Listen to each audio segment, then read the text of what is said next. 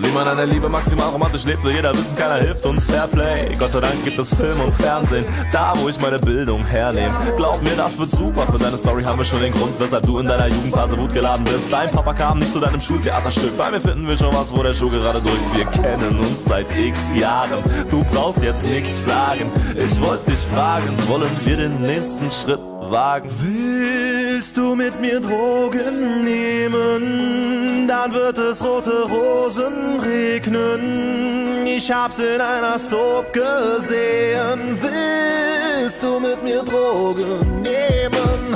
Komm, wir gehen zusammen den Bach runter. Komm, wir gehen zusammen den